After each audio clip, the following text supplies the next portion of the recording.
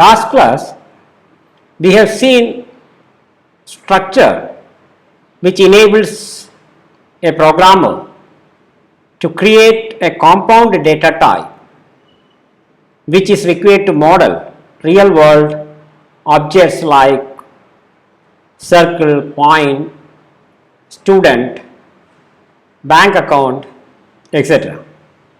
And today we are going to see how C programs can process structure variables. So that is the topic for today, processing structure variables. First we can see how to read data to a structure variable. We can try to understand that using an example that we discussed in the last class. So here is a structure which is defining a new data type called date, which includes day, month and year as members in it. Then another user defined data type, student, is defined using structure, which includes the members or fields, roll number which is an unsigned integer, name which is a character array of length 50 and date of birth which is a variable of this structure. Thus a student is characterized by the roll number, name and date of birth. And see, we are declaring an array of 67 students. Maybe we want to store the details of 67 students in a class. Now we are going to see how we can read data of students. So here is the code. So what I am trying to do is, in a loop I am reading details of each student. We know that the array index starts at 0, so it goes from 0 to 66. We can see what this code is doing. First I am trying to read the first field of the first student. So what I am doing, this is the message displayed, enter the roll number of student 1. When I say percentage D plus 1 and I is passed to percentage D, I is 0, so I plus 1 is 1. Because the index starts at 0, it makes sense to make plus 1 because the index is always 1 less than the actual student number. That is why I am doing it like this. Okay, enter the roll number of the student 1 is what the user is getting as a message. Now it proceeds to the read statement. Now see that I am just reading roll number into the field roll number of the 0th student. Now I is 0. So address of the roll number field is passed. Here there is no difference. I am just using the roll number field of the first student. Suppose the user enters 1, then it reads into the roll number field of the first student and it gets into the next read statement which is going to read the student name. If I execute this message, this is what is getting printed. Enter the name of the student 1. Then suppose the user wants to enter a name, this read statement will stop execution until the until the user gives an input string which is ending with a /n or enter key. I hope you remember this control sequence, otherwise please go back to that lecture where we discussed about input functions. So anyway, it is going to read till the user presses the enter key. Suppose the user gives this input, Anish Morgan, then enter key. Now the name is taken into the name field of the first student because I is now 0. Then it proceeds and trying to read the date of birth. See, the message is enter the date of birth in this format, dd-mm-yyyy. and now it proceeds to the scanf, and here I am using character suppression. I want the user to enter date of birth like this 25/5/2003, and I want to read 25 into day field of date of birth, 5 into month field of date of birth, and 2003 into the year field of date of birth. And for that, what I can do is I can use %u, %u, %u, and I want to read and ignore this hyphen. For that, I can just use that character to be suppressed in between. This again we discussed when we learned about scanf function. I hope you remember it. Otherwise, please refer to that lecture and see how exactly the character suppression works for scanf. Anyway, if I do this, I will read this into these three fields of the date of birth of the ith student. Now I is 0, and it progresses for every value of the index. So I think this is enough to understand how you can read. There is no difference actually how you access the fields of a structure variable. That's exactly what you need to know. So this is the code. I hope you followed. Otherwise, please look at it offline, and let me proceed to the next, how to print. Now you know how to print the same structure. This is how I can print. Okay, if I execute this, I will get this message printed. Students details are shown below. Then it comes to this loop. For every student I am trying to print. And what is the print of? I am printing a number first, which is the roll number. Then after a tab, which is 5 spaces, I am printing the name using percentages. So Anish Morgan is getting printed. Then after again a tab, so after 5 spaces, what I am printing, student date of birth day is printed, then a hyphen, then the month, a hyphen, and then the year. That's what I am printing, and after that I need to put a slash n. Sorry for that. So if you repeat, you will get all the details printed like a table. So this is again not difficult at all. Now this is the code, and proceed to see how can I interchange the value of two structure variables. That again is simple. And now suppose I have the same structure and I have two students S1 and S2. Now not an array, just two students S1 and S2, and I want to see how can I interchange the values of these two structure variables. This is very simple. I can just use the assignment statement. Use temp and store S1 to temp temporarily, and now you move S2 to S1, and after that S2 will get the value which is stored at temp. So this is exactly same as if it is two ordinary variables of integer or character or like that. Okay, no difference. You can just use assignment statement to assign the value of a structure variable to another structure variable of the same type. I hope that also is clear. Now we are progressing to a more important operation, which is passing structure variable as parameter to a function. That's very important actually. Now first, pass by value mechanism is what we are going to see. A mechanism by which the value of a structure variable is passed. Let us try to understand using a simple example. Now here I have defined a new data type point to represent a point in two-dimensional plane with x coordinate and y coordinates as its member values. Now I have a function. It is taking a point q and setting the x coordinate as 1.5 and y coordinate as 1.1. Now I have a function foo which is making a call to bar. So we will see what this function is.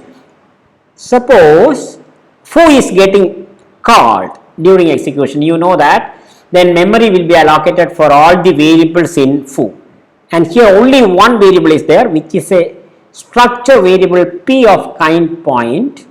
So it is getting memory allocated. P is having two members x and y.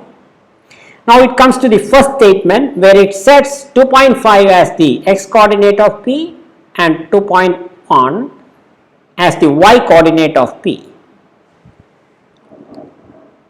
So if you execute, you will get like this. Then it comes to a function call. You know what is going to happen, and P is used as an actual parameter. So what will happen if you fire it? The control gets transferred to the called function, which is bar, and a new variable q of type point is created. You see that this is getting created in memory.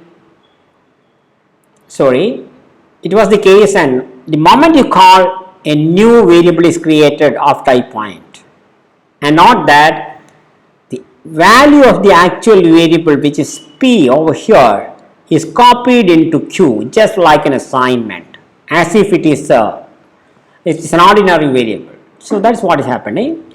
Now when it comes to this statement, Q dot X will be modified as 1.5. So that's what is happening here. Then it wants to assign 1.1 to y field of Q. If you execute, this is exactly what is happening. Now it's very important. The function var finished its execution, so the control is going back to the call function. See, it just goes back, and you note that all the changes were made in the local copy of bar, and when you return, that changes are also gone. So whatever change you made is not reflected in the calling function. If you proceed and print, you will get only the old values. So this is passed by value. The changes made for the formal argument is not reflected in the calling function. Not that this is the formal argument. Whatever you change here is not getting reflected over here. Okay, so that is passed by value.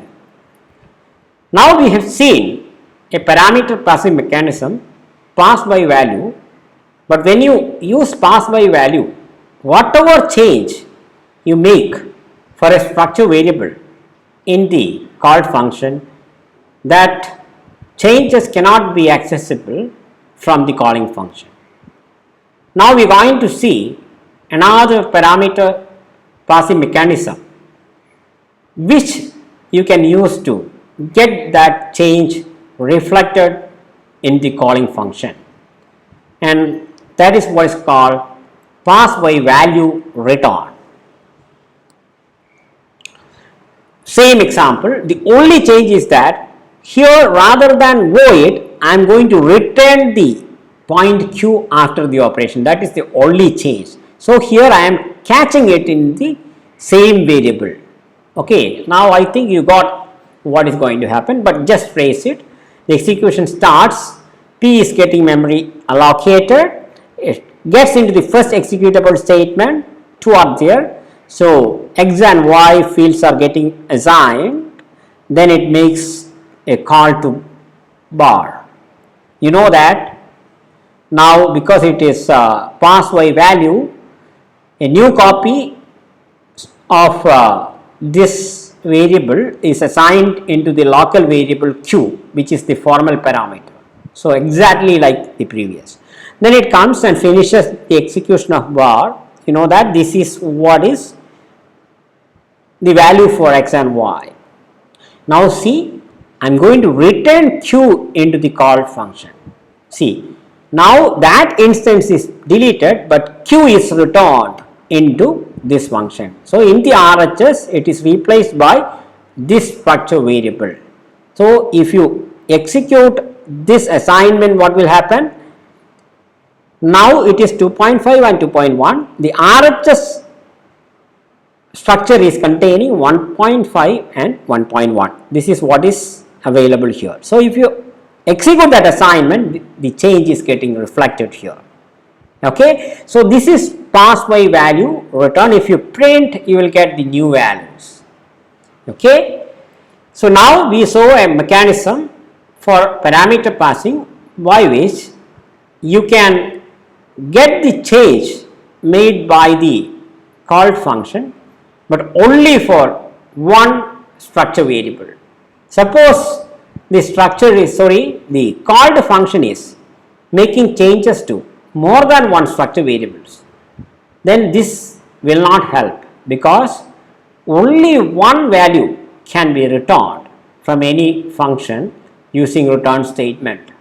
So now we are going to see a third parameter passing mechanism which can be used to return the effect of more than one structure variables, and that is what is called pass by reference by using arrays. We can see what is happening. Here is an example where I have a point data type defined and a function bar. It is taking an array of points. See that the formal argument is a single dimensional array of points, and what is it doing is it just interchanges the points at location 0 and 1. That is what it is doing. Okay. In fact, it is going to receive an array of just 2 elements and interchanges the values at position 0 and 1. That is what it is doing. And here you have foo. When we simulate the execution, we can understand what that function is doing.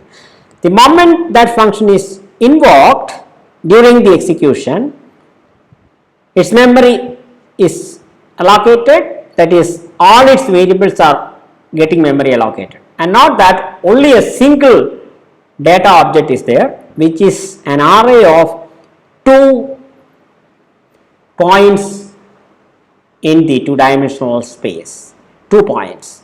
It is called P array, and it comes, see that P array is getting memory allocated. This is the first index. It is having an x coordinate and y coordinate. This is the second index, where also you have x coordinate and y coordinate for the point stored at index 1. Now when it comes to the first executable statement here, it sets the coordinates for the point at index 0. What it is setting is 2.5 and 2.1. If you execute, this is what is going to happen, 2.5 and 2.1. Next is this assignment, where it sets the value for the next point at index at index 1. 1.5 as x coordinate and 1.1 as y coordinates. So that is again assigned, and now it is going to make a call to bar, and not that. Now P array is the actual argument, and if you make a call, it is important, the control jumps into this function, and not that all its variables are getting memory allocated. And try to understand what are those variables. First is this temporary variable temp, which is of type point. So temp is getting memory allocated. It is having 2 fields x and y, and not that a copy of this array is not made. Rather than that, Q array, which is the formal array, is made pointing to the actual array passed from the function foo. So that is the difference.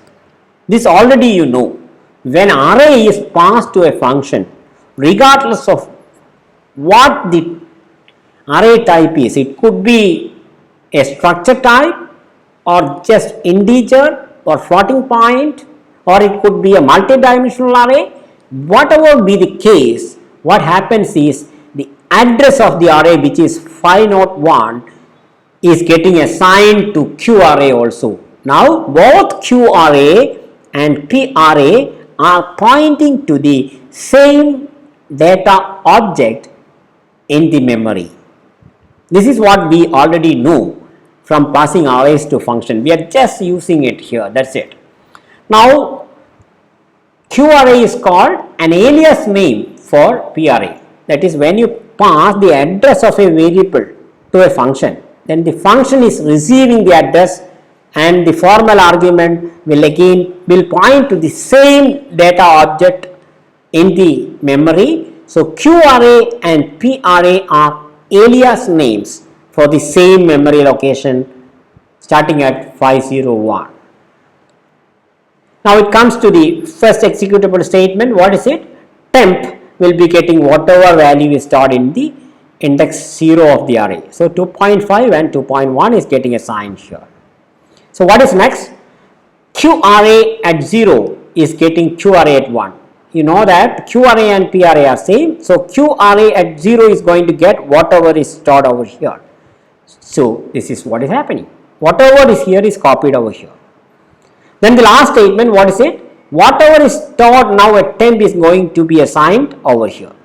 So if you execute, now the interchange happened, and see that nothing is explicitly returned.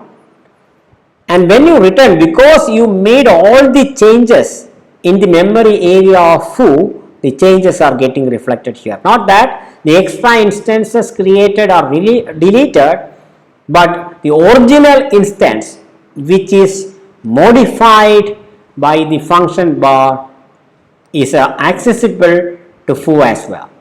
Okay, it is returned, and now if you proceed and print the first point as a tuple, you will get 1.5, 1.1, next you will get 2.5, 2.1. So the changes are made accessible. So the take home here is that when you pass an array of structure elements to a function, then whatever changes that the function is making is accessible to the calling function. This is not a new concept. This is exactly what we discussed when we learned about passing arrays to a function. So if you want to make changes to a number of structure variables by using a function, just pass all those structure elements as an array into the function and you modify, so that the calling function will get access to the modified versions of the structure variables. And this is what we saw. If an array of structure elements is passed to a function, then the changes made by the call function gets reflected in the calling function. Okay, now I think you have enough weapons to attack a general purpose application program question or application program problem. So I am going to give you one such generic application program as an exercise. So here is the exercise. You are asked to write a menu driven program with the following options. 7 options are required to maintain information about the books in a library. And which are the various aspects of a book that you have to keep? Book ID, title, author, publisher, number of copies. And you can define a structure with these fields with appropriate data types. And which are the options? Add a book into the library, remove a book from the library, lend out a book. Lend out means you are giving it to a student. She or he will be returning it later. So that is the next option, return a book. Add means you are adding it into the library. Remove means you are taking it out of the library, not lending out.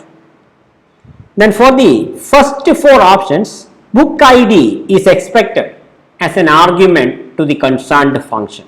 Okay.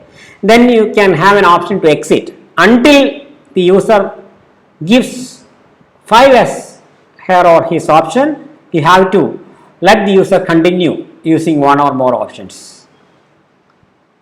Next, option 6 is display the information about the books in the library. Now you display it as a table. Now option number 7, which is very important, search for a book. There are 2 different ways in which you have to support searching, based on the title or based on the author. Searching needs to have a robust implementation. So that's very important. Searching must be robust. Then what do you mean by robustness? I am going to tell you. Robustness means this by using this example.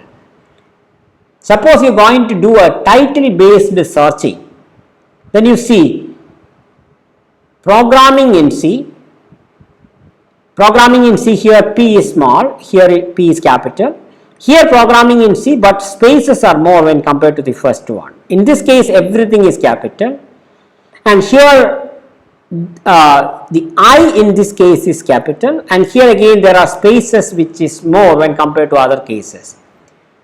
And I am saying that all the 6 input represents the same book, and not that the case whether capital or small, and the spaces between the words, like here only 1, here 2, they can differ.